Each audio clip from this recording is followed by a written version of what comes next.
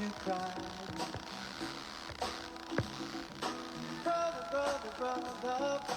Good evening, good evening. Welcome, ladies and gentlemen, to another edition of the Moment of Truth, Community Connoisseurs Instagram Live Podcast.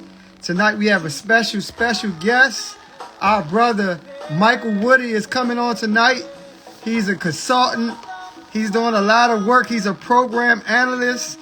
He's doing a lot of phenomenal things in his community. This brother has a story of trial to triumph, doing so many great things in his community.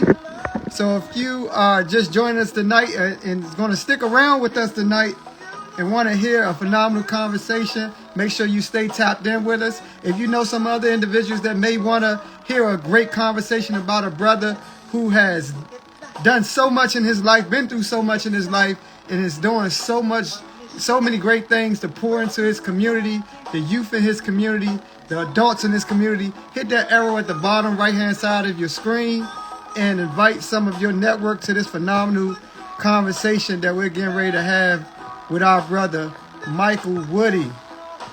I see a couple of good people that's tapped in with us. Blackjack, what up? I see you, Freya. Thank you for joining, sis. Day, what up? Thank you for always tapping in with us, brother. Ma, I see you. Thank you for tapping in.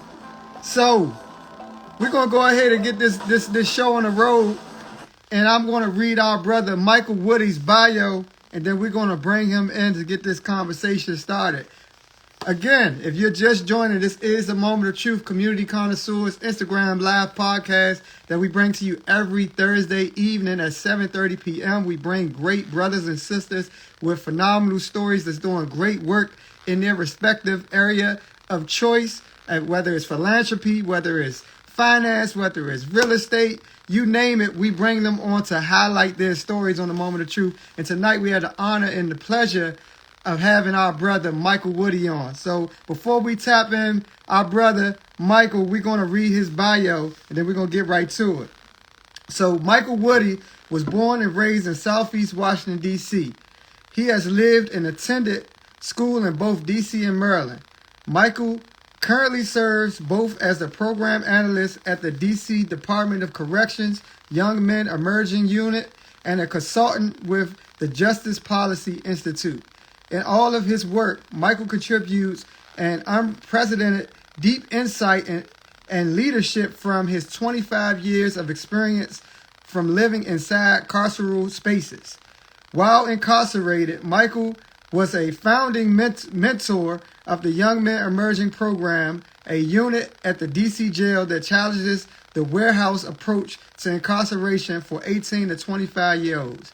He has provided consultation and guidance to organizations, foundations, and agencies looking to restore humane practices for incarceration while creating an environment that is conducive to transformation and rehabilitation.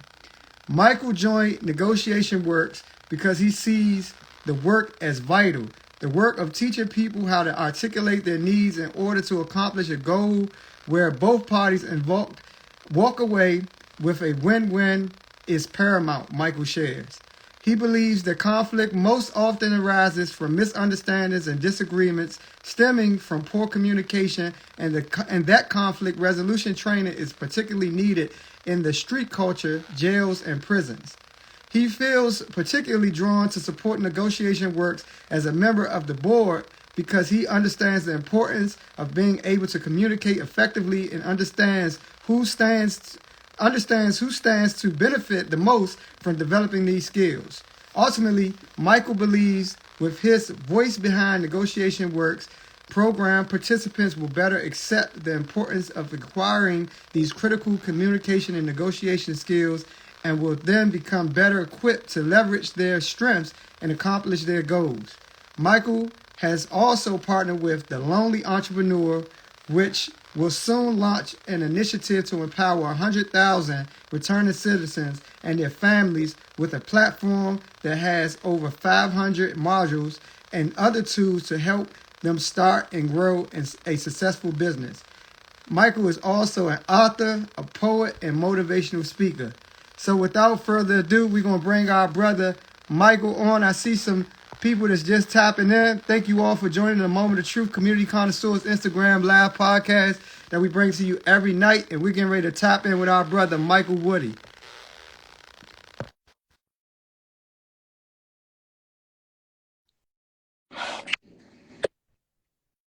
What's up, man?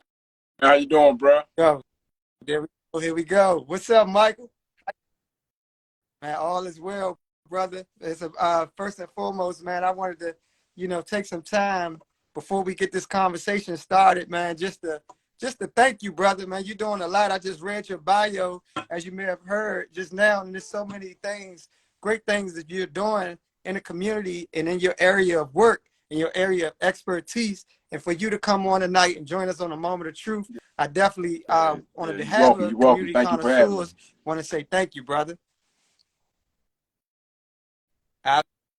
Absolutely, absolutely. So right now we got some people that's tapping in from our personal network. It's people that's tapping in from your network.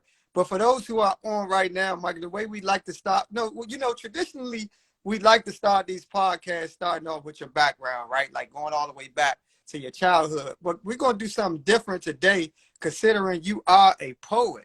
You know what I mean? And I know for a fact that you have some poetry in your arsenal that you'd like to share with the world. So first and foremost, Mike, I want to give you the space to start this conversation out with one of your poems, man, if you may. This particular poem here is entitled Eyes Wide Shut, right? And, it's inspirational, it's motivational, it's enlightening, right? And it's entitled Eyes Wide Shut. I use a lot of symbolism. But it actually got two names, Eyes Wide Shut and Wide Awake, right? Here you go. In the land of the blind, the one-eyed man is king. In the land of the blind, the one-eyed man is king. Knowledge opens your third eye. We magical beings, not just kings and queens. Anytime you take thought from mind, invisible things materialize before your eyes from the world of the unseen. We destined to do great things. Eyes wide shut, I say, wake up. There's no time to sleep, no time for cries and weeps. They plot to keep our eyes asleep. Eyes wide shut, I say, wake up. There's no time to sleep, no time for cries and weeps. They plot to keep our eyes asleep. Let my pen speak, awaken the dead, give sight to the blind, turn water to wine, uplift our kind. We magical beings. In the land of the blind, the one-eyed man is king. Knowledge is a key. That means we can fly once we become conscious that there is a sky. Sky with no limit means a mind with no ending, swimming among the stars, avatars. We descendants of gods, kings and queens. We like angel with wings. We magical beings. Wars and art. We must be mentally sharp to the point we see in the dark. Wars and art. We must be mentally sharp to the point we see in the dark. If knowledge is the power, we must become lords of war. Words have the power to create and destroy. The pen is truly mightier than the sword. Let my pen scream and holler. The ink of a scholar is holier than the blood of a martyr. Thank you.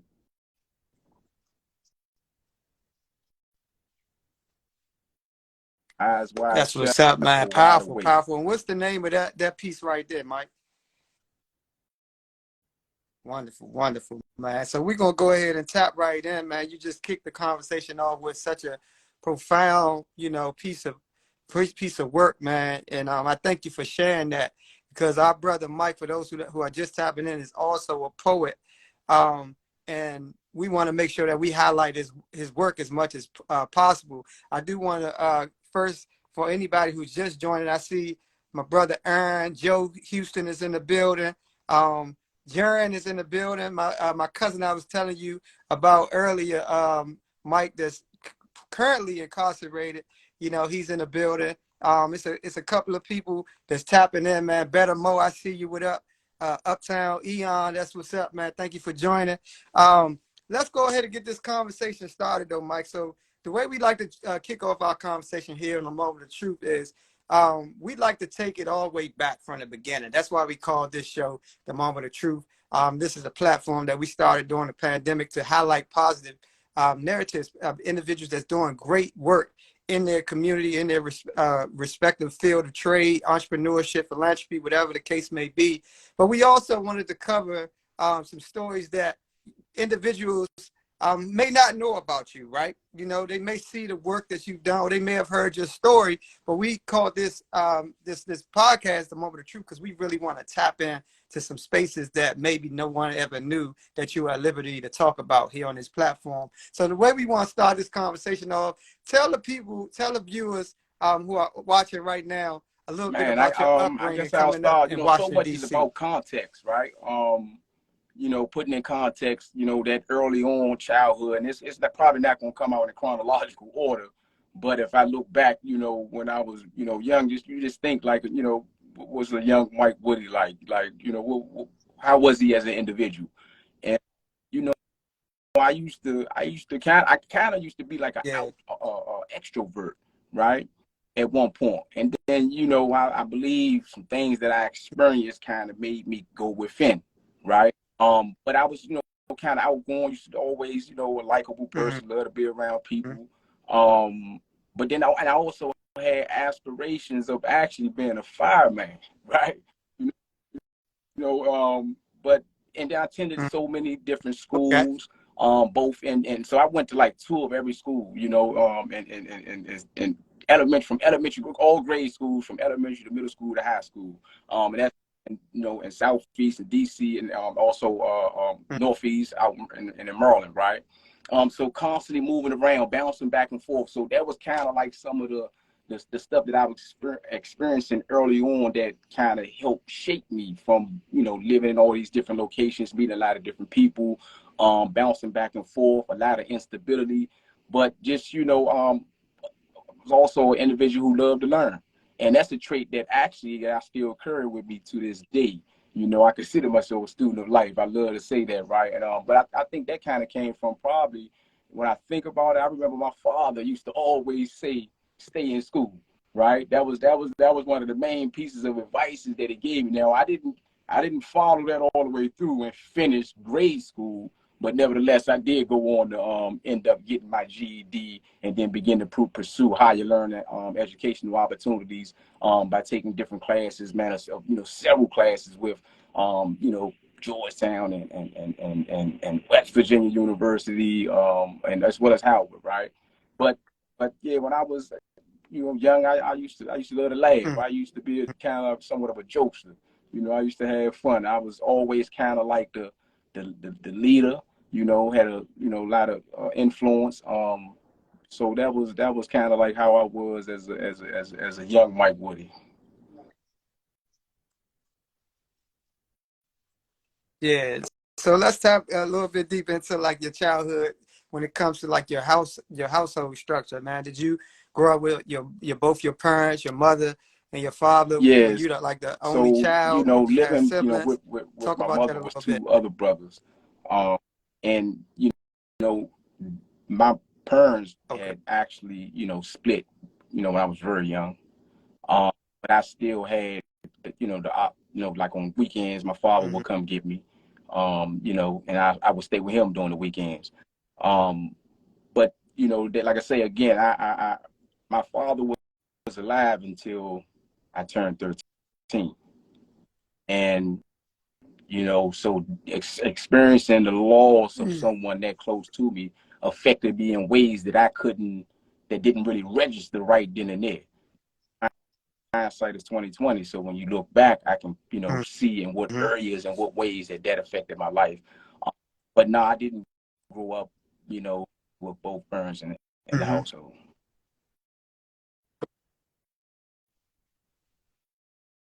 Okay. So, considering it sounds like you did have a relationship with your father, though, although your mom and your dad were separated, your father still played a role in your life by coming to get you and making sure that you were able to spend time with him. As a young man growing up, as much as you can remember, how did that impact some of the decisions you've made, or just having that male figure in your life Oh, at that particular I time think at a that young probably age? left How the did that door open impact for you? me to begin to look at others, you know, and sometimes what that looks like was individuals in the neighborhoods in which I lived, older guys, you know what I'm saying? So you begin to, if you ain't got that Mm-hmm. immediate male influence right then and there, then naturally you gonna begin to probably look for it and other areas, right? So that was a combination of just looking at the older individuals who I had the privy to be around during those early childhood years. Yeah. Right, right. And you said your father passed away when you So were 13. I think it was at How did no, that not that impact I your think. I life? know that it was at this point that I kind of withdrew, right? So that I was like an extrovert, right? But then I began to kind of be a little Mm-hmm. more introverted, right?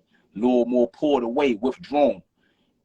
I didn't realize later that Right, right. because I didn't know how to process the loss of a close relative, right, being my father at that young age, I bottled a lot up. And what it did was I began Mm-hmm. to develop like a temper and a gnawing under like a Mm-hmm. anger, right? And and frustration. But I realized that, because that trauma from that experience and not properly processing it and bottling it up, that was the way which it affected me.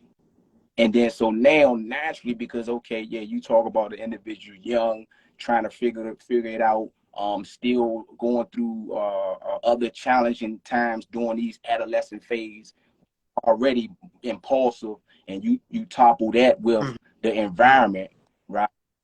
To see, how things can Mm-hmm. become Mm-hmm. a cow pig, so to speak, right? Mm-hmm. So, and that's interesting. You said that one of the key words that you just said was your environment. Around that time, what years was that? If you don't Yeah, that mind was sharing. Around what mid to late time 80s, frame was like late that? 80s. Was that in the early Yeah. '90s, late? So mid to late '80s, in in Washington D.C. As you were coming of age. That, for those who know, and for those who don't, that was you were coming of age in the middle of the crack epidemic.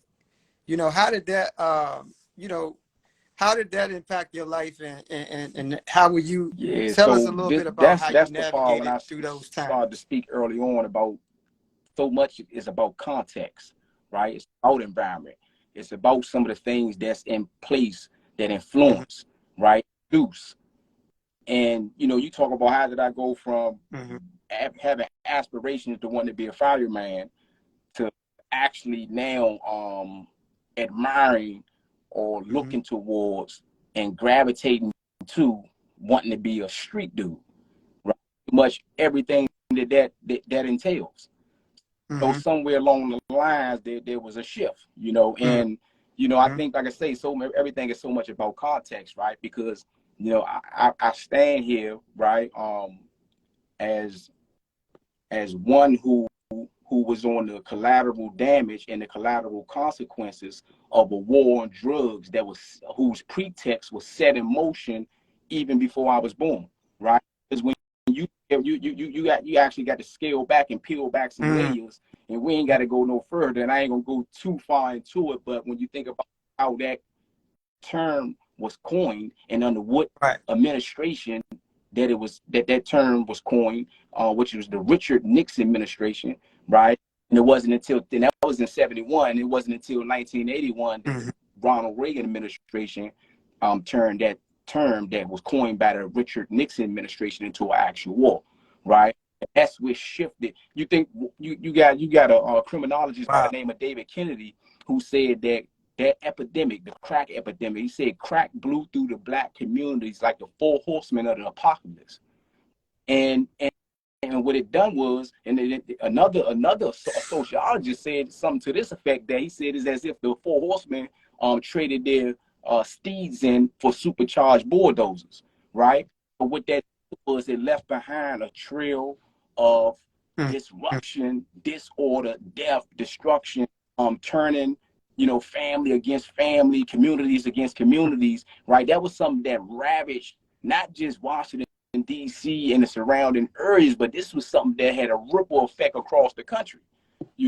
So that was a hell of an era. And you talking about, being exposed to some of that stuff that's not just in the neighborhood, in the alley, around, back, up the street, but not just at your doorstep, but in some cases for some of us, actually in your household.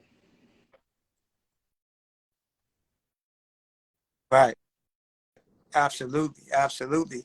And during that time, man, I know, you know, it was a lot going on in the communities, and you dealt with not only outside of your household, but you actually dealt with your parents Yeah, dealing with that was, addiction during those times. Tell us how that our impacted. parents, at least, your parents are your heroes, first that you exposed to, they're the people that you admire, look up Right. to, and everything, right? And when you see, one, wrestling with something that kind of takes a hold, it affects you, it's kind of demoralizing to a degree. And and that bring about us, kind of like a anger and a frustration, and not at them, but more so just not being able to understand and explain, or being, understanding how that era and the things that every community was introduced to and plagued by, begin to really penetrate that space, those relationships. You know what I'm saying? And so, I believe that was something that kind of fueled, also fueled some anger.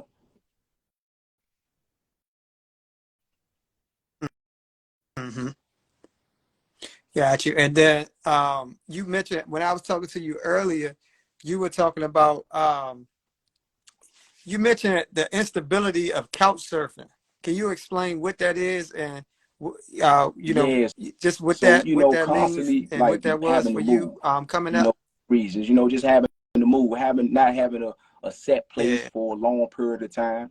Um, and so like, you living in one Mm-hmm. neighborhood, and, you get, you make acquaintances and friends, and then next thing you know, you get, uprooted and have to move, change schools, and like I say, at those young years, you kind of like, you bothered by it, having to go through just that process of not really being able to get comfortable, to a large degree, and then I'm a strong believer that everything that we kind of go through shapes us and conditions us to a degree, and not even knowing that some of that kind of like, once I was incarcerated, that was pretty much how life was. And it constantly bouncing from various facilities Mm-hmm. throughout, the country, and, from state and federal institutions, and just constantly, this moving and this instability, this bouncing around, right?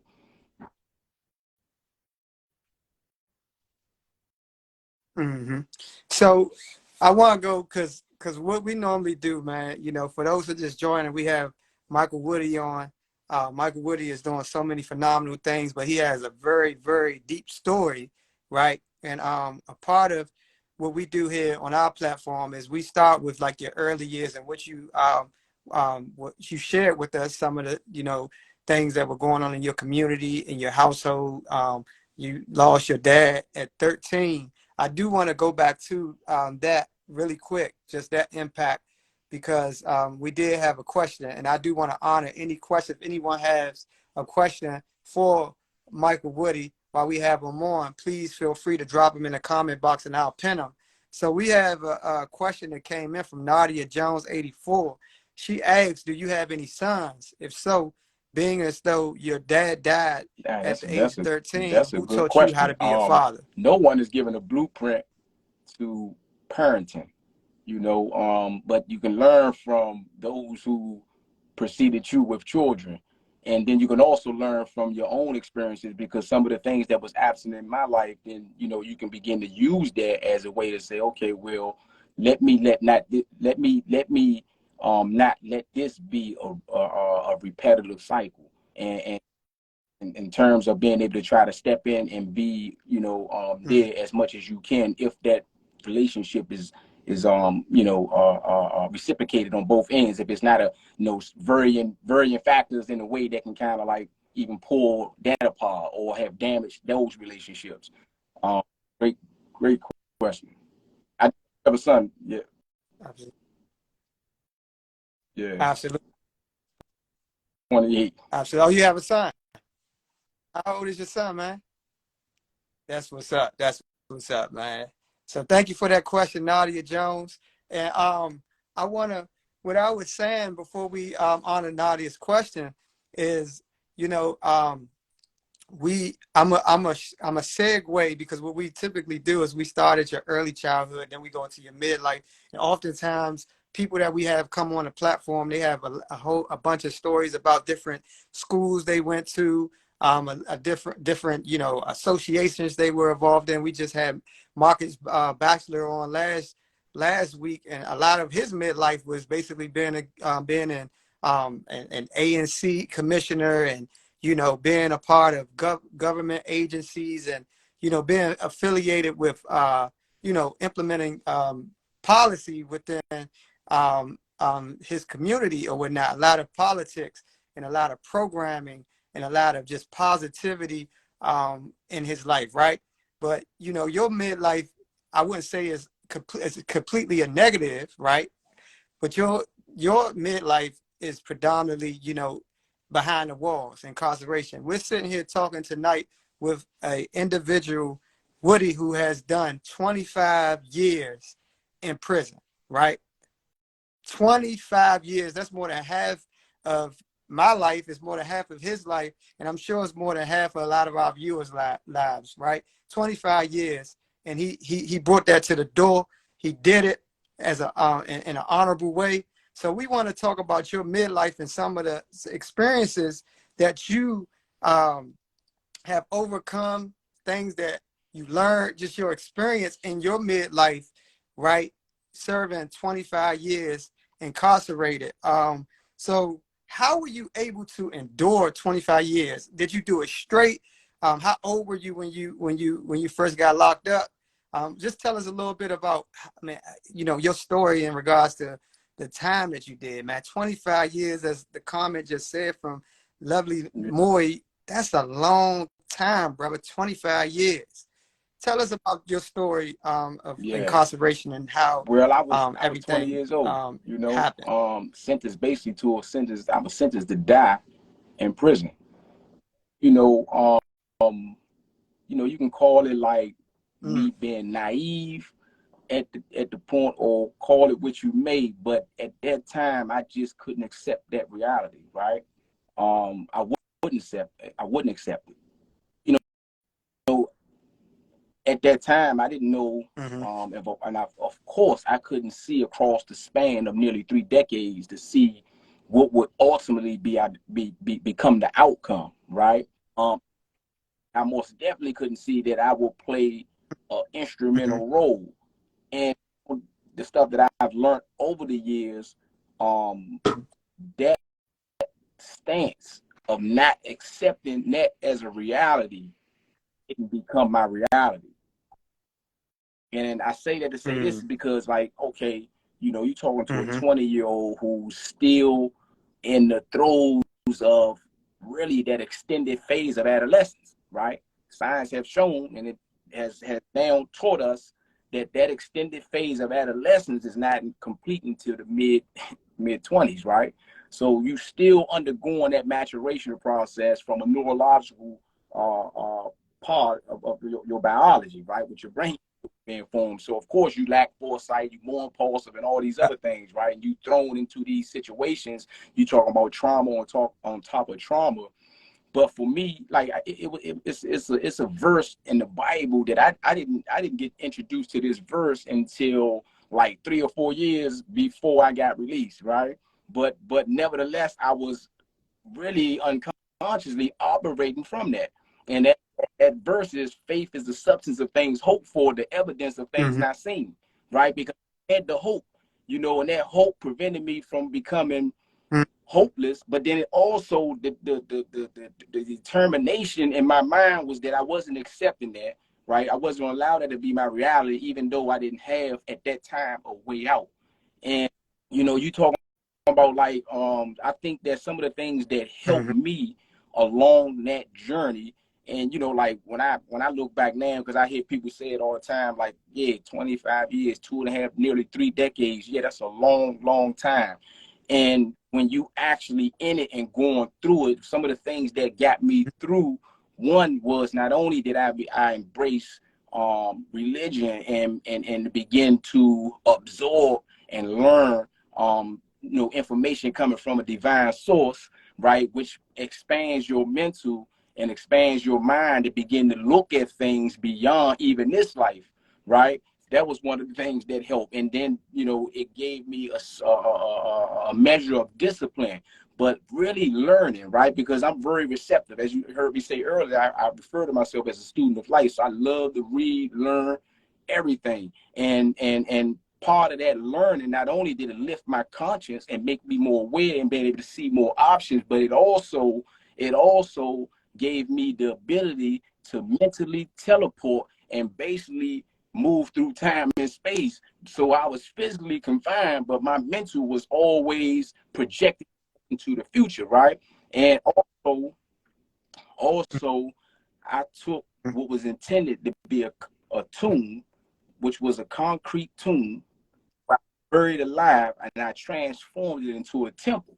And I began to feed my mind, and that was my escape, right? That was a way that I was able to, and shift my paradigm. Also, learning shifted my paradigm, undergoing that mental paradigm shift, reshaping the lens in which I looked out into the world, which was initially shaped by my earlier childhood influences and experiences before my incarceration.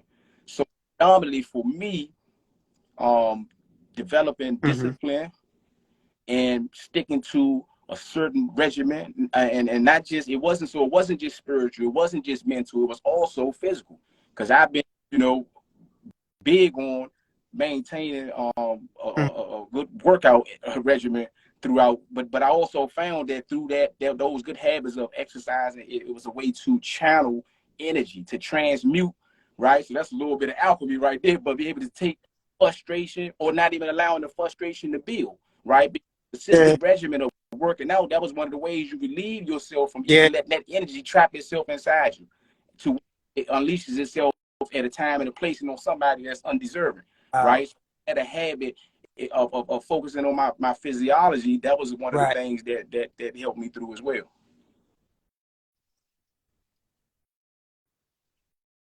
So let me ask you this, because you did 25 years and you went in when you were 20, right?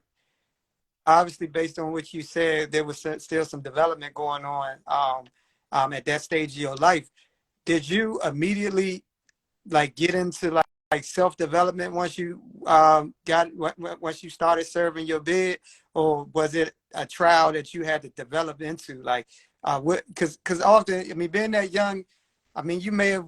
I'm just curious to know if you went into that situation knowing that the next 25 years of your life you're going to be inside, and you could have possibly went in with a chip on your shoulder, right?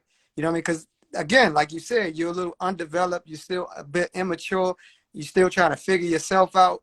And then I'm sure you've heard different narratives about what happens inside of the wall. So how did you approach that bid? Did you go in with that already with that mindset that you were going to do the time in the most effective way that you could? Or did you go in and had to kind of go through some things to learn and were there instances that happened while you were there to I help started shape early on, that and transformation? although I didn't look at it as if I would say this first, because I haven't forgot the reason why I went to jail in the first place. And I pretty much had to come to grips with that reality, right? That, if you do something, I feel as though I had to hold myself accountable. And what that looked like is I cannot be the same person, right? And and I didn't know what change looked like for me. I how that was gonna come about. It ain't like I had a curriculum, right? But what I did know is that I had to change the way I saw things and the way I thought and the way I responded. And I knew my challenge. It was, and it's funny because I tell the young guys on YME all the time that it's always you versus you, right? So now it's about not shifting the blame or responsibility on nobody else, but let's look at you. Let's look at the role that I can, what role do I play? Like, now, how can I get involved and be active in this process of evolution? And it happened as a result because I knew I already planted the first seed and accepted the reality that I knew that I had to change. And it began to manifest and happen. And like I say, a large part of was me learning, learn and become aware.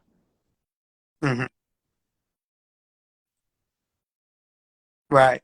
But a part of learning, and I think this alludes to our brother Fernando's question, because he put in the comments, explained the importance of discipline and how it influenced your transformation to be the man you are today, right? A part of that, right, is you mentioned being, being willing to learn. But a part of that coming from an individual who grew up in Southeast, who moved around a lot, dealt with parents who went through their trials and tribulations, losing your father at 13, growing up in a crack epidemic, so much going on in the city that you are being raised in as a young man, and then getting a 25-year sentence. Obviously, and not, being like someone that, just you going the route that you went. Let's just say that, right? Obviously, there had to be a fair amount of unlearning, right? Because, they say it's harder to unlearn things than it is to actually learn. So I want to kind of mix that question with Fernando's, to explain like that importance of that discipline. And if you can like share with the viewers like some of the things that you submitted, maybe some sacrifices that you made, because oftentimes when, I feel like when we hear stories of transformation as powerful as yours, it's easy to hear it, but it's easier to hear it than to actually do it.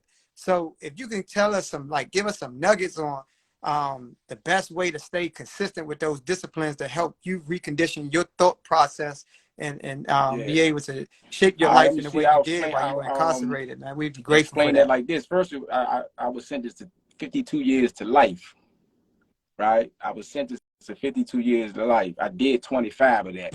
And, grace of God, surely he the ruler and governor of all things that was changed, right? But I would say my discipline actually, again, started with just, well, for one, I was able to create habits and replacing the any of the bad habits or the things that you say that I had to unlearn. It was replaced with something better. But the discipline started with me just being consistent, right? And give you a simple working or action definition of that. I remember reading somewhere where it says that how do you unleash the power of self-discipline? Habit. And you develop habit through repetition, right? Me, it started with praying. Praying 5 times a day and sticking to that and holding accountable to that, right? And you'll find that level of discipline, and then also fasting, right? A fair share and control over. If I'm able to go from sun up to sundown with what I say and what I consume, then controlling any other part of my anatomy becomes easy, right? If I can forsake and restrain from the very sustenance that sustains life, then that gives you a good ability and control to be able to govern other parts of your anatomy, right? That was the first thing. But being able to having something to believe in. something and greater than yourself. And mine for me at the time was one, knowing that I had to become someone different, but my beliefs in that practice of religion. And so what that did was it gave me purpose, and it gave me something to strive for and towards, and a reason for. And so now that was how I was able to develop discipline that was actually able to transfer over into other areas. Because one thing about it is that you take you wherever you go, and your habits is who you are, right? And then once I understood that your thoughts become words, right, and your words become actions, and actions become habits, and your become character, and your character determines your destiny. See, once I was able to see that in front of me, then these are the areas that I paid attention to, and so I hope that answers.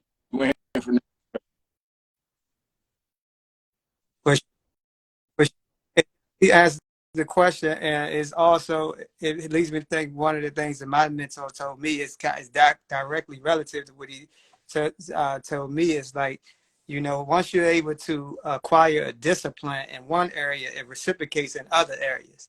So like you said, just having a discipline to fast, right? You know what I mean? And you accomplishing that, subsequently it helps you in other areas. It may be in business, something you're struggling with, just acquiring that discipline and actually being disciplined with yourself and being able to accomplish something that you really set your mind to doing it reciprocates in other things that you want to do. And I've seen that in my own personal life, just being able to make a commitment to myself that this is what I'm going to do, and actually doing it motivates me in other areas as well, because it's like that compound effect, right? Thank you for sharing that. And as a follow up, I want to ask you, and I do see the questions that are in the comment box. We definitely gonna we're gonna honor those as well. But as a follow up, because a lot of what you said that you did to adopt that discipline within while you were incarcerated, those same principles happen. I mean, those same principles are the same principles that you have to take action on, even if you're not incarcerated, right? A lot of times we do hear stories, or we talk to good men and women who've done a significant amount of time incarcerated, and they do mention that they found their discipline when they were in that confined area, right? But those same principles exist even if you're not, even if you're free, right? That discipline, those same values are extremely important. So for you to come home after doing that much time, obviously you created habits. But for someone who, after doing all that time served, coming back into society, and you can do technically whatever you want. You can go see a lady friend. You can go do this. You could do that. How were you able to keep that same discipline once you touched down that you had when you were inside? Like, can you talk about that? And if you have any advice for a brother that's getting ready to, or sister that's getting ready to touch down, or has already just touched down, to keep, they're kind of like their head on the Yeah, swivel I and would say, stay on like, point when when they you come think back about it, out. like, Can you share that with us? habits is something that, like I said, you take you wherever you go, right? And really don't just form overnight. Sometimes, like, they compounded over a period of time, and then it's a part of you, and it's something that you can't just shake because you walk through a set of doors, because exchange to another, meaning coming from having your freedoms restricted, but like you say, now having a wide circle of freedom where you're able to do so much, but it's still about habit, principles, and moral compass, right?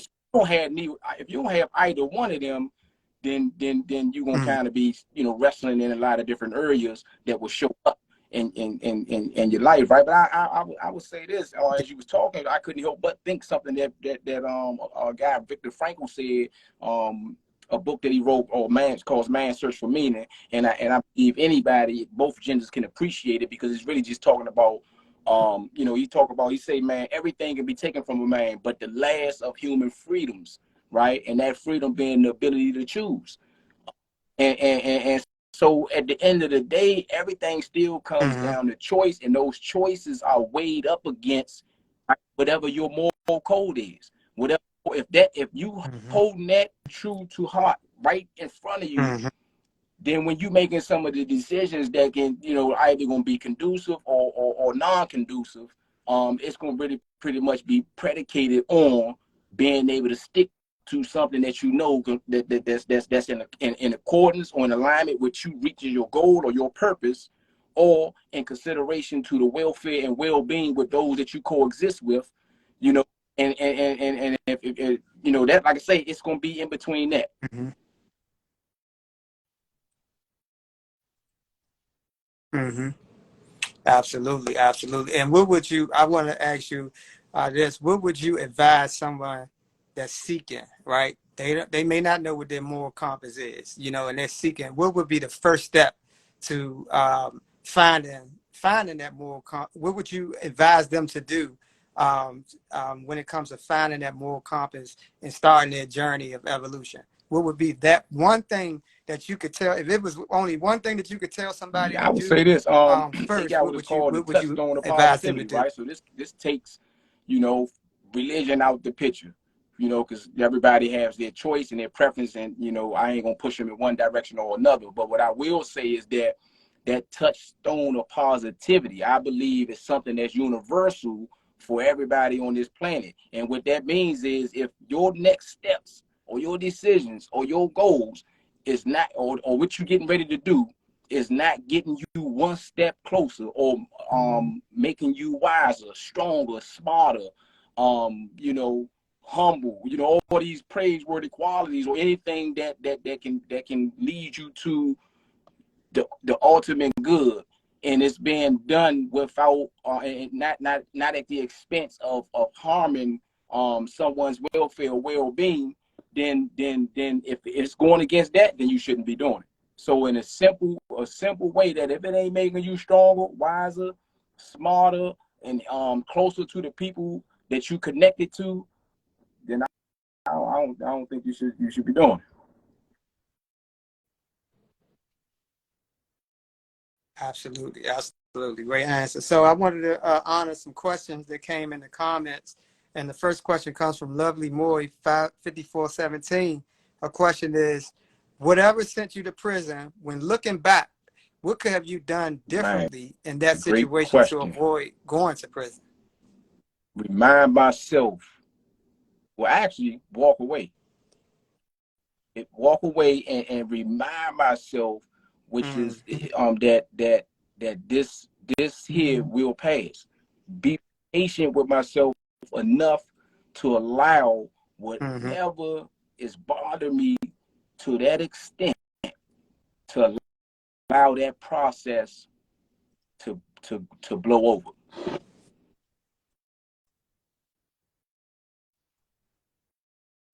Absolutely. Great answer, brother. Thank you.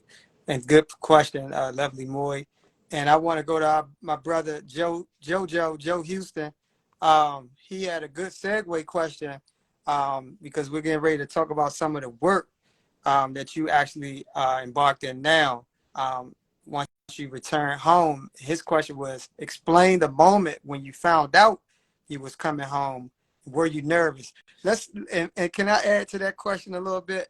Let's talk, because you came home. Um, Yeah. tell us about, because you was sentenced to 50 years of life, correct? And so you did 25 of that. So obviously you came home early. Talk about how you were able to come home early, and then let's talk about, the moment you found out that you actually were going to be granted your freedom again, Well, I brother. have Tell to, us man. about that I moment, have man, to go after directly 25 to years. what was a pivotal moment in my incarcerational experience, was when I became one of the founding mentors, along with Joel Castone, with the Young Men Emerging program over at the DC jail.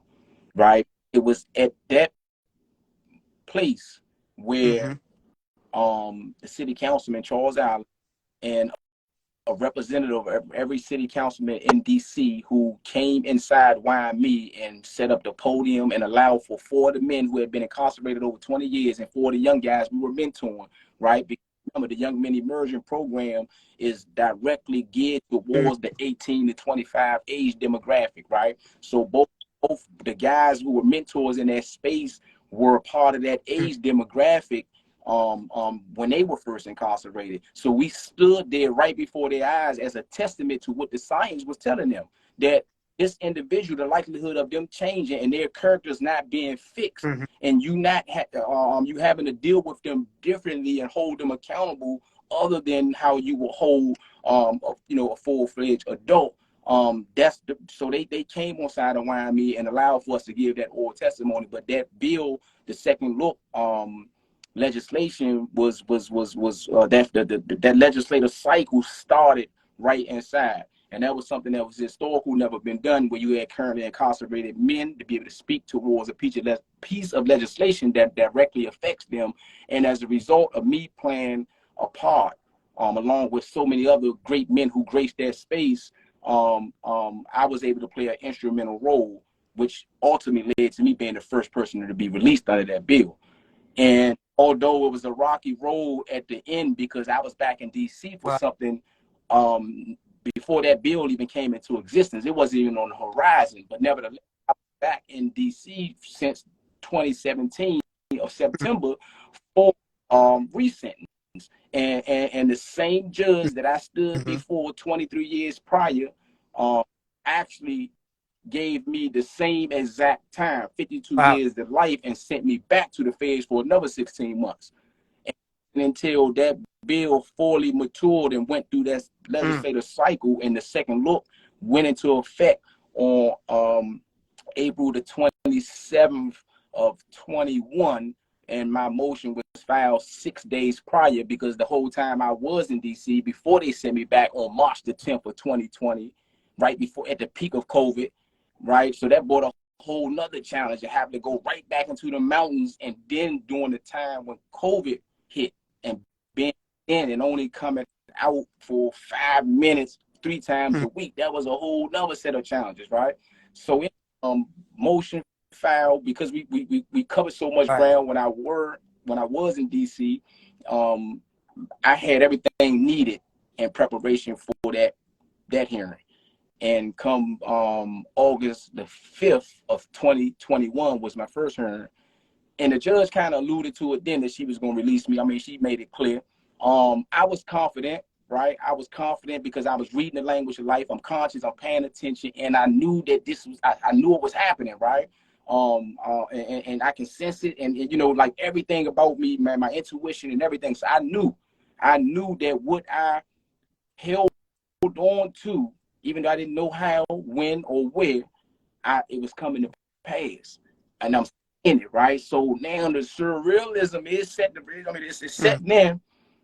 I got a confidence. I got a quiet, calm confidence. And then some of the things that started to take place right up until that defining moment. I remember my mother had sent me a scripture that I was aware of, and something that me and another one of the correctional staff that works over there that used to always talk about the one that says, "Be still and know that He is God."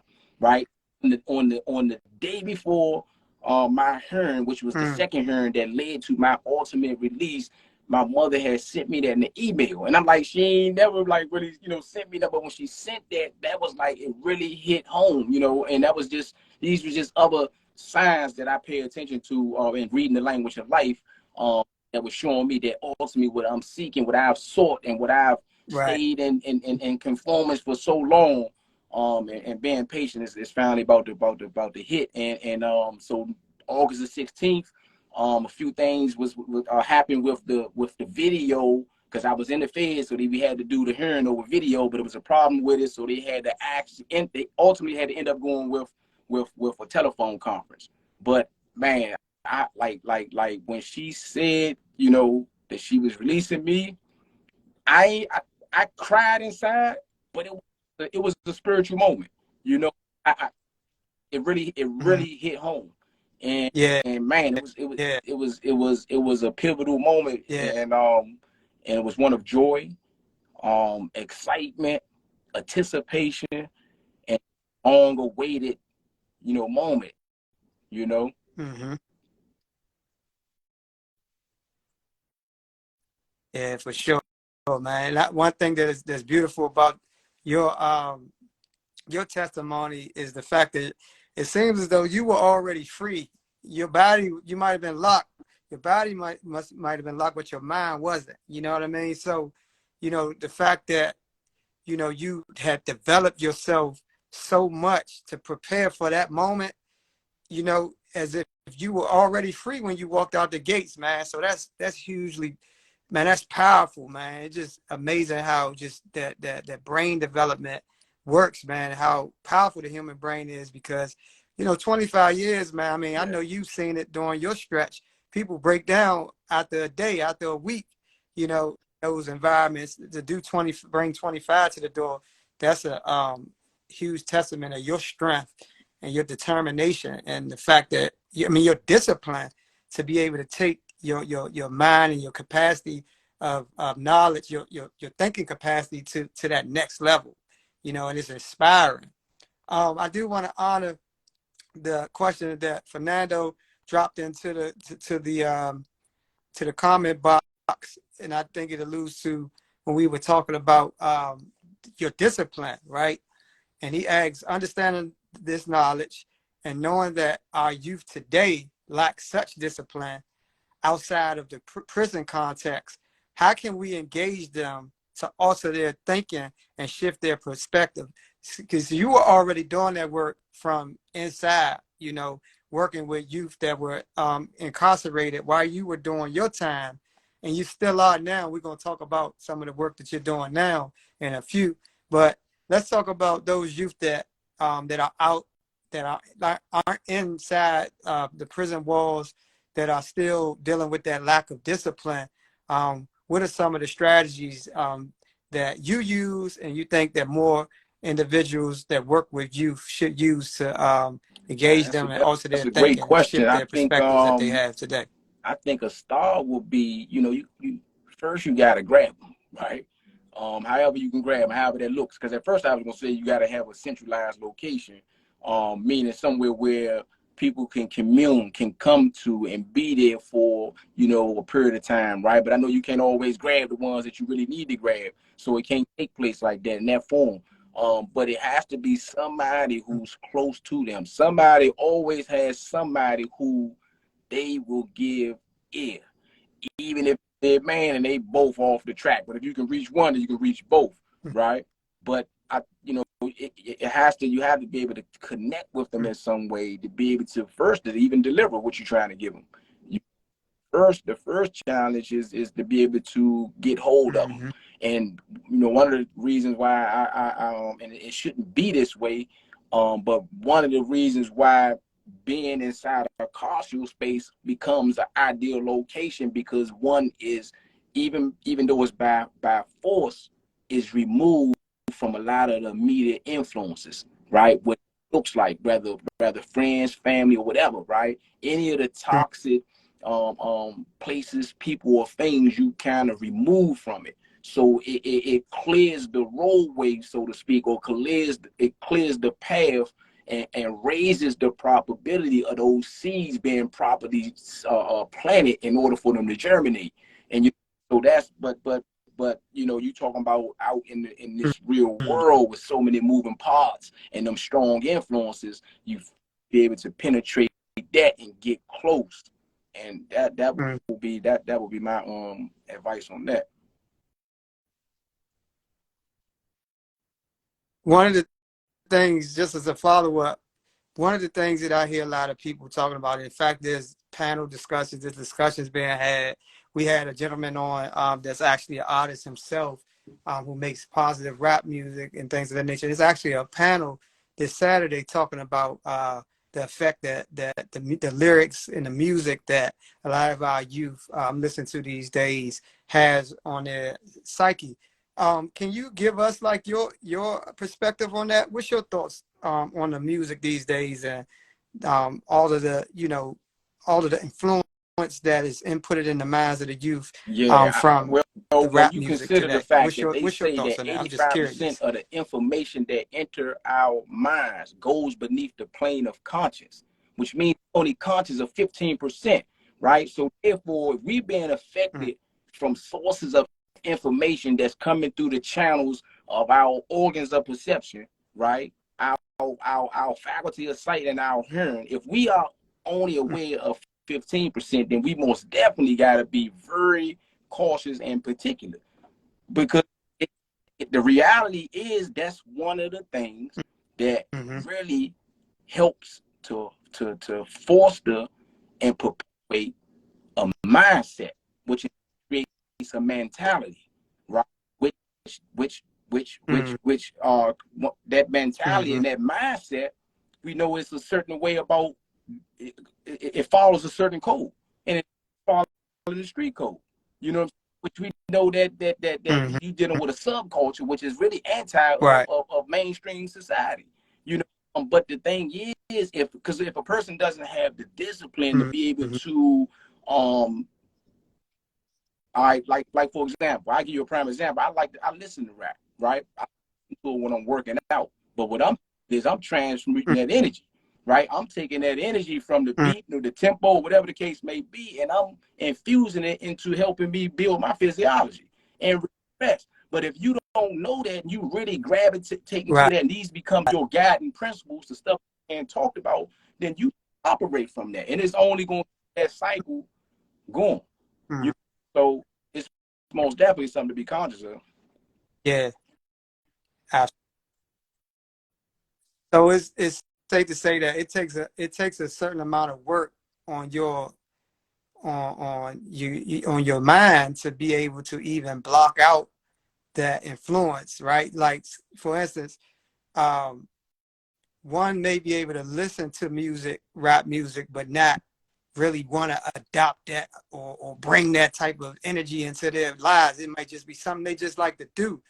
However, the energy that that music brings for an underdeveloped mind could absolutely sway their thought processes and make them, um, you know, pursue not so good, situations or things, or just in general, how you show up in certain environments. It can shape the way that you present yourself in certain environments. So I think what I grasp from what you just said, it takes a certain level of discipline, mental discipline, to be able to not even allow that energy that that music breeds to kind of manifest what you Yeah, yeah, create in absolutely. your Because own when you think space about and it, your remember I said life earlier about in how thoughts general, become right? words, right? And words become actions. So when you allow, if you allow that energy to permeate so much about your being, then you will be you will actually begin to emanate that very negative energy, right? And man, it Mm-hmm. just it only Right. brings about more of its kind, you know. Mhm. Yeah, it's always refreshing to hear an individual speak on that perspective, because actually I totally agree, um, everything that you're saying. I see JoJo put it in the comment box. I've been saying this, people fear to talk about it. Because one of the sacrifices that I've made in my personal life is I completely eradicated it, right? So I used to listen to it. I used to want to know who the hottest, and I used to be into it, but I made an intentional decision not to listen to it while I'm driving. Um, I like your perspective on listening to it when you work out, while you're developing your physiology, because that was even something for me that I battle with. I'm like, if I'm not listening to any other space, I don't even want to listen to it when I work out. And I was just having a conversation with my better half, and sometimes I'm working out, and she like, you need to turn on some music or something. You just be in there quiet working out, and I don't want no distractions. I don't even want to put that into my head. But that's a good point. But I made an intentional decision just to eradicate it, man, because of just the context that's in it. And it's always good and refreshing to kind of hear people talk about their perspective on it, because I absolutely agree, man. It carries a certain energy, and even unconsciously, it can have an influence on how you show up Yeah. in different spaces in your life. So thank you for sharing that. I think a couple of we had a question. I want to take this question before we shift over to the work that you're doing as a program analyst and a consultant, right? There was an individual, let me see if I can find it, because I wanted to talk about this, right? Because this is something that we all deal with, you know, even, you know, as a rehabilitated person, you know, JB50, he put in the comment box, how do you deal with negative self-talk and the tools you use to overcome them? Because that's something that I feel like, you know, is a natural thing. And I think in my perspective, I definitely want to hear your perspective, even as a reconditioned mind and a well-developed mind, you still deal with those negative forces, man. Like we just talked about the music, but even just the spiritual negative forces that come upon us in those moments, right? Or that negative self-talk, or that whatever it is that kind of, you know, tries to stop us from taking our lives to the next level or achieving our goals that we want to achieve. How do you deal with that negative self-talk? And what kind of cues can you give individuals about tools that you use Yeah, to so overcome them that can that's a help great them if they're question, dealing right? with that? Because every day in our wakeful moments of our lives, we constantly coming in contact with other people's energy fields, and even if they not uttering something, sometimes that negative energy, because the way it operates and works on that metaphysical plane, it can affect you, right? But one of the things I try to do, and sometimes it has to, one, you have to develop a practice to be conscious when something of that effect has affected you, right? And it takes a constant vigilance, being aware, and then developing practices to constantly remind yourself, coach yourself, right? Shift your point of observation, and there's so many ways in which you can do that, right? Like if you become, if you, and this is some advice coming from a prophet of old, who said that if you become angry and you standing, right, if the context and the situation allows for it, then sit, right? And then if that doesn't work, then he say, if you standing, then sit, and then if you sitting, then lay down, right? One of the things you do is you break the energy up by moving your physiology, right? You can Mm-hmm. remove yourself from a situation if that's possible. Then it's good to do Mm-hmm. that. But then you got to always have purpose and goals in front of you, because a lot of times, believe it or not, that your steps are directed based on the strength of that goal that's in front of you. That it's going to dictate your actions and your reactions, no matter what, consciously and unconsciously. You know what I'm saying? So you'll find yourself making the right decisions, going left, or going right instead of going left, and getting yourself closer to whatever that goal may be. But simple practices is being able to, everything starts. Any habits you want to develop, it starts with practice. Like you gotta do it continuously to where you no longer have to think about it, because you handed that responsibility over to the subconscious mind. You ain't gotta know when you're breathing. You know what I'm saying? Counting your breaths. You ain't aware of the digestive process that's taking place the minute you consume food or drink. You know, all that is being taken care of by the subconscious, and that's what habits do. That's like once you do something continuously, you no longer really have to think about it. You know, so that's one thing. But affirmations, you know what I'm saying, having words that resonate with you, whether it's coming in the form of scripture, quotes, or whatever the case may be, and remind yourself of these things, because it helps. Believe it or not, it helps.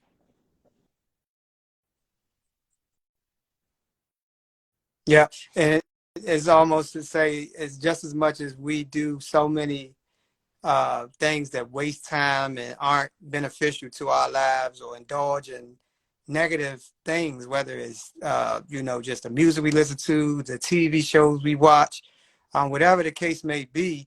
We have to be just as intentional with those things that can take our lives to the next level. So and it's just unfortunate that we deal with so many individuals that spend majority of time wasting time on a bunch of things that won't take them to the next level. So I honor and I commend all of the work that you've done for yourself personally to shift your frame of thought, um, and create those disciplines in your life and those goals in your life to live up to work towards daily to keep yourself on track. Because I mean, I think what you're giving us, as I listen to you, and I'm so glad that we're recording these conversations. So if you didn't catch what our brother Woody is saying right now, re-listen to this conversation, because you're giving some keys to actually reconditioning and staying on track with doing what you want to manifest in your life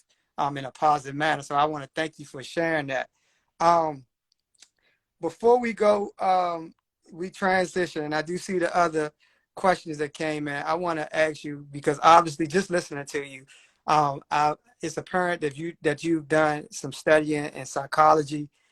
You've done some, because when you say things like the subconscious mind, and I think you said mental telepathy earlier, and some certain words. Being a somewhat studied brother myself, probably nowhere near as much as you, but definitely I tap into those type of reads myself.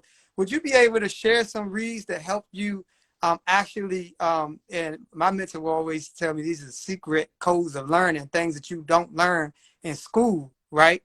They don't teach you about the subconscious mind and things of that nature, psychology in general, and human nature. Can you put out some books that for those who are seeking, those who are on right now, who is serious about that growth and expanding their knowledge and learning more about, just that, psychology, human nature, and the way to take full control of your mind and your actions?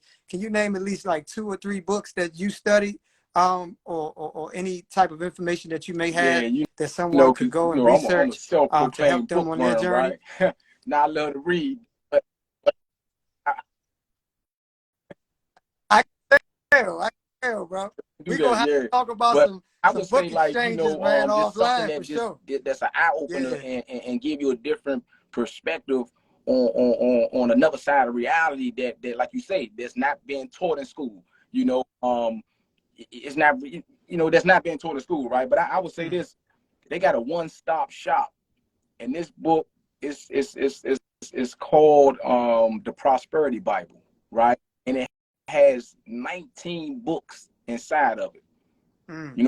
Compilation of different books, written by a lot of different authors in various points in history. Really, I don't think it's no book inside there that's older than, they go beyond the 1800s, right?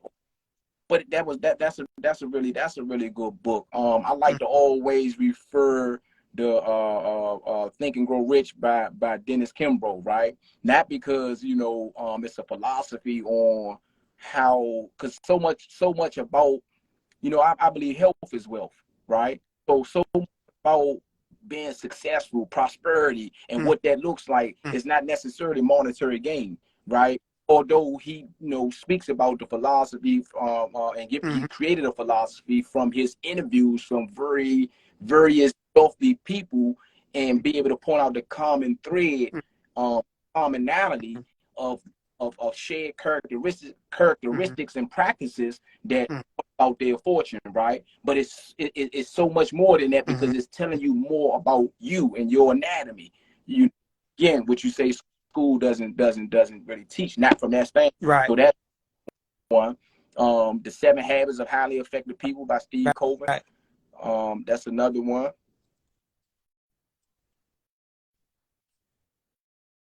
So real quick, Woody, the Think and Yeah, Grow yeah. Rich, the Dennis Kimbro version is the black brother that redid that book, right? Yeah, I got a tap that one. I Yeah. read Think and Grow Rich from Napoleon Hill, but that's the one, like the black get that for sure. So I got my notes out too as you give it the book. Well, I mentioned the you quote the 7 So Habits you of had Highly another Effective one you People. wanted to share with us? Yeah, yeah. Yeah, Them just that's them 7 some Habits starters. of Highly Effective Early People for other sure. books. Earlier I mentioned Viktor Frankl and Man's Search for Okay, Meaning. But cool. it's so many so many others. For sure, for sure.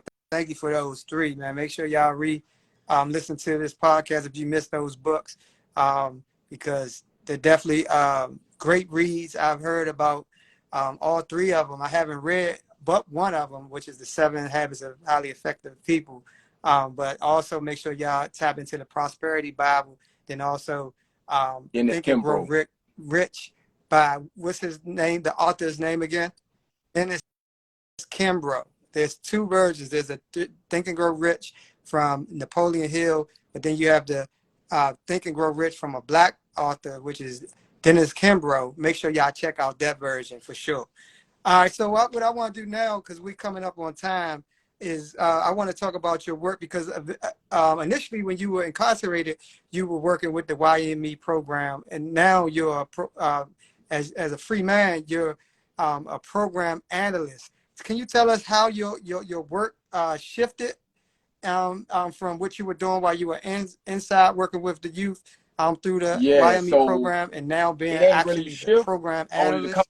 change in which I interact Okay. now, like meaning because as one of the mentors, you know, we were already kind of doing some of the work of a program analyst, right? And that's why I was so having that bird's eye view of what that position entail, and this understanding the program from in and out, because it actually came from you know, we infused a lot into that program, which, you know, that program is reflective of the innovative ideas of both me and Joel Castone. And I always say we infused our DNA into that space, right?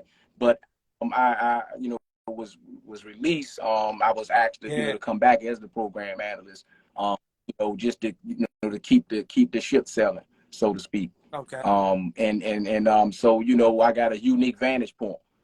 Having been a founding mentor when I was in the inside, and understanding you know, how the mechanics of that community in that space, and transforming that carceral space in spite of the fact that it is inside a jail setting, right? And creating a space that's conducive to transformation, that applauds and acknowledge higher learning, educational opportunities, and motivating individuals for that, and creating that space that's, like I say, that's ideal without all the white noise and the chaos.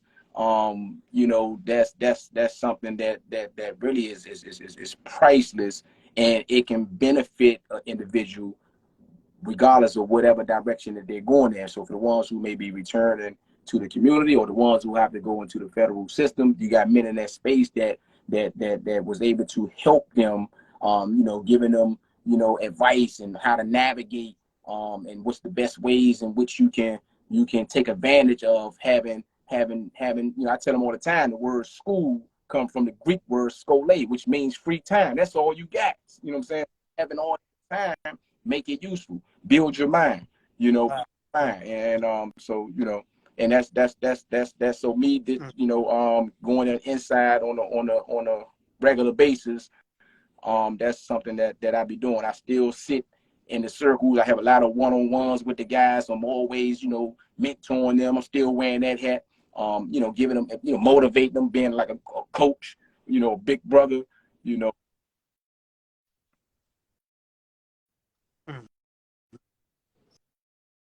Got you, man. Thank you for sharing that. And I want to go to Fernando's question. He said, do you feel that we as a society are taking full advantage of creating rehabilitation in our prison system?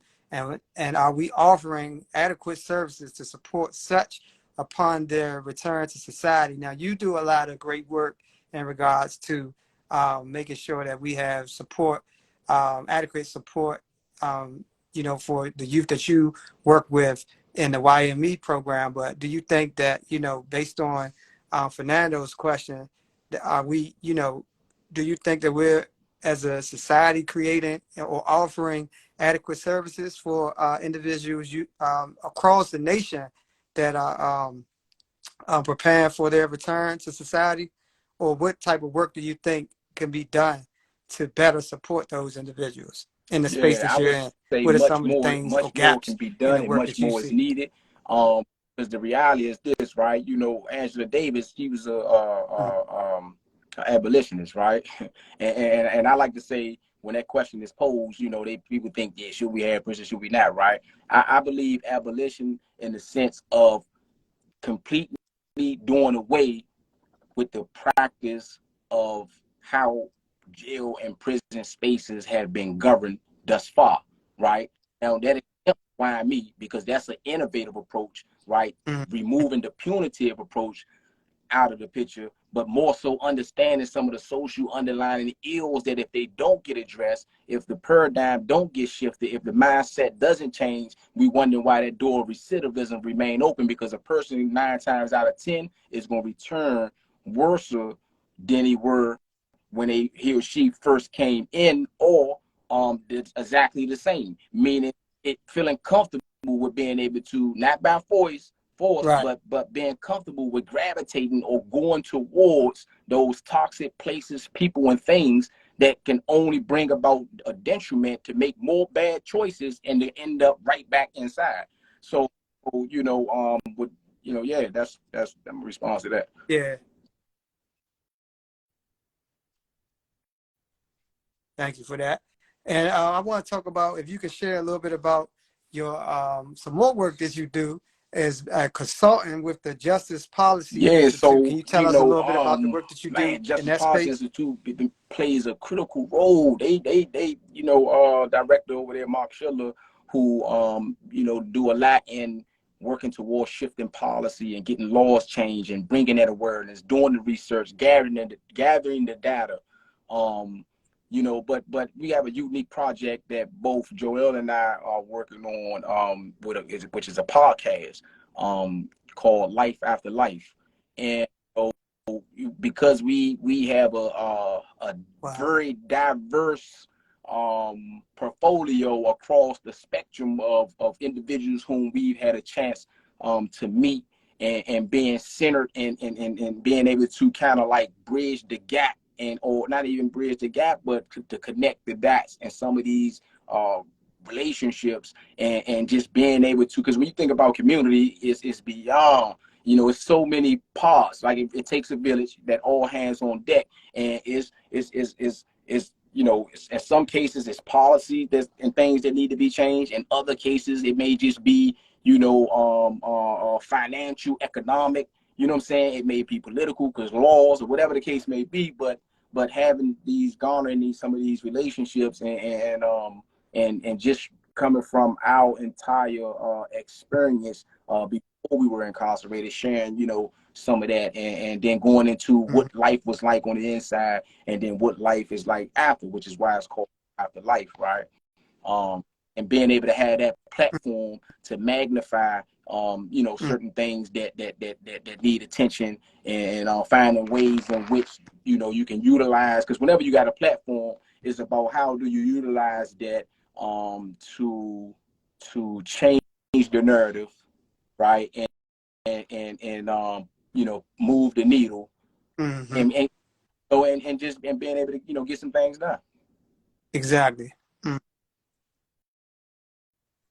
Absolutely, absolutely. Definitely looking forward to that platform rolling out, because I can see, based on what you said, you all are going to be doing with that platform, a lot of resources being shared, a lot of people getting valuable information to be able to utilize in their lives. So definitely, man, I'm looking forward to it. Anything that we could do to help push it out there, support you in any way, please keep me in the loop with that. And lastly, I want to talk about, the partnership with the Lonely Entrepreneur. So you are soon launching an initiative to empower 100,000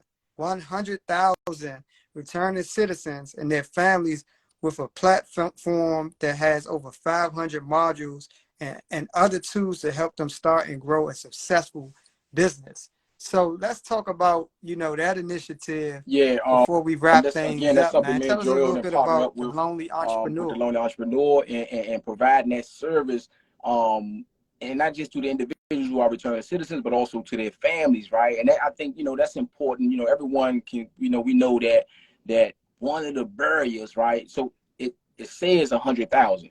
Now we know in DC ain't that many returning citizens home, or who are already home. So that takes us well Mm-hmm. beyond Washington, D.C. So we thinking and looking nationally, right? Being able to, because of when you think about some of the barriers that other individuals that they face, right? No other place is as progressive and receptive how DC is as it relates to returning citizens. So they have a whole lot of barriers to employment, right? Which is that shadow incarceration that individuals are continuously being punished long after they've paid their dues, serving their time. So when they return back into the community, they got these obstacles that's in the way that's preventing them from employment. So when you think about empowering the individual, because a lot of individuals had that free time and become creative and got these ideas and things in which they would like to do, now are empowering them with the ability to become entrepreneurs, right? And then now, not only that, okay, you can become the employer, you know. So that's one of the ways to be able to do away with, in hopes to, like I say, remove some of them barriers that stand in the way. And we know that's a main factor that lead individuals to sometimes think twice about, doing something negative or illegal and end up right back in the same situation. Right. That's powerful work that y'all are going to be doing in that space, man, because I literally, as you said, there's a lot of different resources that are starting to, be rolled out to support returning citizens here in DC.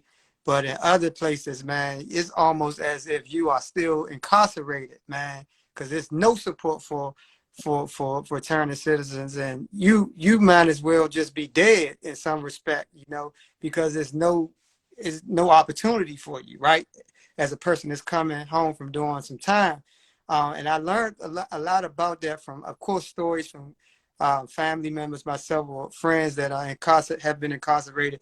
But also I read The New Jim Crow. And when I read that book, I was like, God, I would have never imagine that if so many barriers in place for somebody who's a convicted felon. Damn, that's literally The New Jim Crow. That's another book if you are interested in learning about the criminal justice injustice space. Is The New Jim Crow, because when I read that, we were in a book club, and I'm reading it, thinking that I have my own thoughts and ideologies about the mass incarceration and everything. And when I read that book, bro, it blew my mind. So I commend and love the idea of the lonely entrepreneur, not only being a Washington, D.C. thing, but nationally to support individuals that's dealing and families that's dealing with incarceration, man, because it's a heavy a topic. And it's, if you don't know, man, it's unimaginable that some of the barriers that's stopping a lot of individuals who are just coming out here from, being incarcerated and trying to start a new life. It's super hard, man. So I love the work that you all have planned to break down those barriers, and I salute y'all for that, man. Definitely.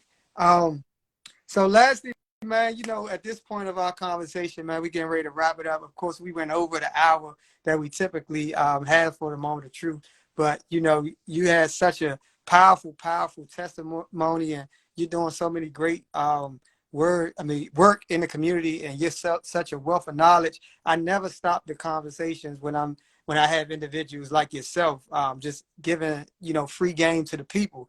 But I do want to wrap it up with giving you the space to, one, talk about anything that I know you talked about, the lonely entrepreneur, but if there's any other endeavors that you have coming up, any events that's coming up in the community that you want us to look out for, that you're spearheading, any initiatives in general that you and your team have coming up in the near future that we should look out for, please take this time to drop those on us right now. And then we're going to close out with another poem, man. We got to highlight some of your work. So we want to close out with you, I'm working on the clothing reciting brand, one of your poems. right? Me and Fernando got some things under wraps that will soon, we'll be, just sharing in the very near future. But yeah, that clothing brand thing. I mentioned the Life After Life podcast. And there's a few things that's still percolating, and as I get closer to, I'll share more, when they're ready to come to fruition, right? But I got a question that I want to leave, but I'm also this poem, right? And the question is, you heard me mention earlier, I talked about, collateral damage and collateral consequences, right? And it's just a question, and it's for someone, for us to think about, right? But that, what are the biological consequences, right, of not having both parents in the household, right? So it's if what are the biological consequences, right? So you heard I'm speaking generationally, right?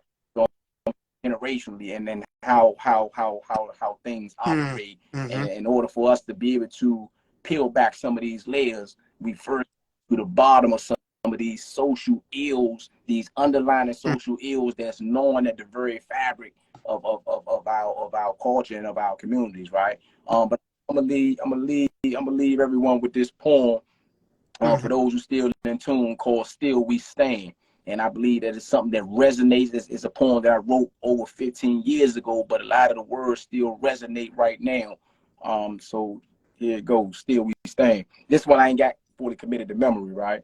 Um, all nations rise and fall, war cries and calls. In the midst of conflict, we strive to evolve. When we evolve, we rise. Only the fittest survive. Naturally, we hell bent on protecting our lives. Still, we overcame 400 years of oppression and pain. The Jews had it worse under Hitler's reign. In the midst of losing lives, we whisper battle cries. Change is revolution. It's the law of the land. No wonder men hunger for position and chance, a chance to bring change and expand in the land. It's vital to our survival, mandatory for growth. We have the urge to rise higher as if we already know.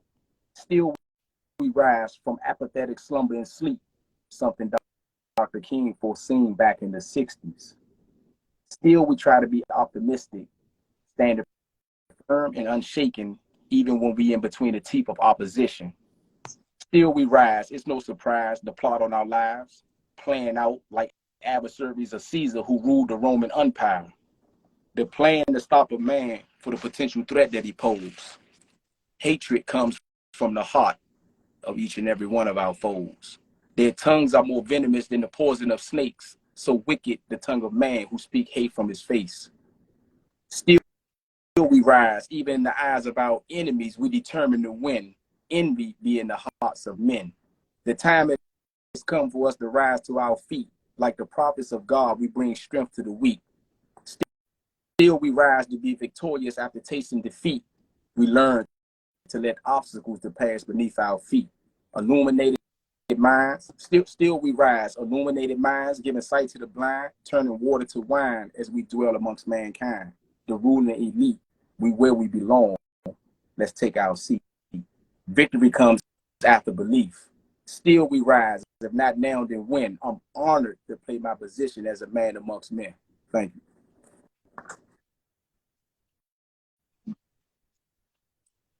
That's beautiful, brother. Thank you, man. Thank you for sharing that with us.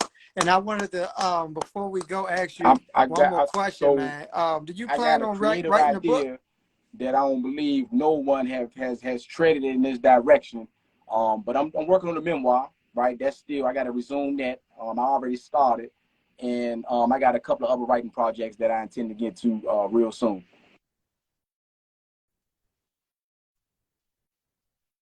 That's beautiful, man. Well, man, Woody, this has been a phenomenal conversation tonight, bro. You unpack so much in so little time, man. So you definitely have a gift. So man, I'm looking forward to, man, hearing you speak on more platforms. I know the work speaks for itself. So many people talk to me about the YME program in general and the work that you and your partner Joel is doing. And I had the pleasure of meeting him at the healing circle that you all attended at Martha's Table. Shout out to Bo Yoga, Fernando, and all of the team that helped put that together. That was a beautiful, beautiful space. You recited some of your poetry in that space, And it was just amazing just to see, how much, you know, you know, so many generations. It's a multi-generational event. So we had young kids all the way up to old. And, literally through your stories and your poetry and the conversation that was being had in that space, people of all ages was in there, breaking down, telling their stories, being very vulnerable, right? So it's a lot of work, obviously, that we have to do collectively in our community, to heal first and to love each other, right? And a lot of what you stand on is just that education, that knowledge, that knowledge itself, and all of that, is imperative to be able to navigate some of the systems that we are combating in society, but nonetheless navigate yourself in your village. So you are a testament of somebody who's doing that. And I really, really appreciate you taking time out of your busy night, out of your schedule. You could be doing anything right now. Literally, you could be doing anything. You have so much on your plate, man. And I want to thank you for taking time out of your schedule to join us on the Moment of Truth. This has been a phenomenal conversation, brother. And I really, really appreciate your time, man. And I would be remiss. I wouldn't hit the last if I didn't take this last question. My mother is in the comment box. She said, I wonder if we can get him to speak at the Capitol Hill Towers. So she works as seniors. So I'm going to make sure that I, reconnect with Woody off lines and make sure we can see if we can find some more, get a little bit more of his time to have him come down and talk to our seasoned citizens as well. So thank you for tapping in, Ma. But I had to throw that out because my mother, I wouldn't hear the last of that. Absolutely. So, brother, man, I appreciate your time. I appreciate all of the work that you're doing in the community. Thanks, and thank you for joining us tonight on the Moment of Truth, man. Peace and love. All right. Okay.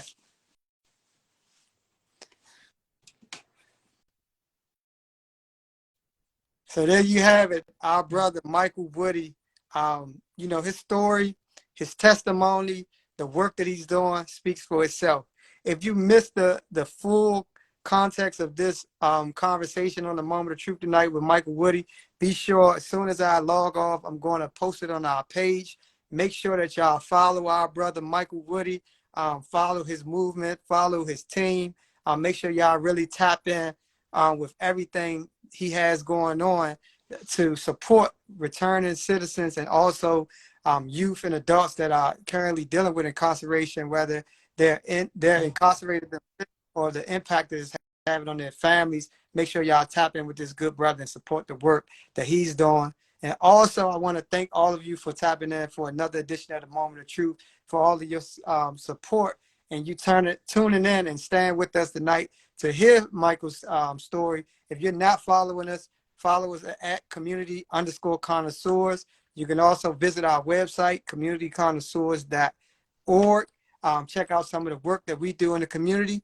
If we are a self-funded 501c3 nonprofit organization based here in Washington, D.C., that we do a lot of work in the inner city community. So if you have the generosity in your heart to donate to our cause, please hit that donate button that's on our website, communityconnoisseurs.org. With that said, we're going to wrap up tonight's edition of the Moment of Truth. We'll be right back at you next week with another special guest at 7:30 p.m. sharp. Tell your family, tell your friends, tell your network to tap in with us every Thursday night, 7:30 p.m., the Moment of Truth. I've been your host tonight, Charlie.